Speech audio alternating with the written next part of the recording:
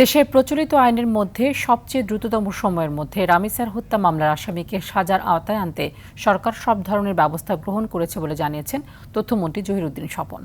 সকালে রাজধানীর সেগুনবাগিচায় আন্তর্জাতিক মাতৃভাষা ইনস্টিটিউটে আয়োজিত এক অনুষ্ঠানে একথা বলেন তিনি। জনমতের উপরে ভর করে ধর্ষণের মতো অপরাধ নির্মূল করতে কার্যকরী আইন প্রণয়নের উদ্যোগ নেয়ার কথাও জানান তথ্যমন্ত্রী। এদিকে পাড়ায় মহল্লায় গড়ে ওঠা স্কুল কলেজগুলো যেন সরকারি নীতিমালায় চলে সে বিষয়ে নজরদারি বাড়ানো হবে বলে নিশ্চিত করেছেন তিনি। এ সময় আসন্ন ঈদকে সামনে রেখে সুবিধা বঞ্চিত শিশুদের আর্থিক সহায়তা প্রদান করেন তথ্যমন্ত্রী।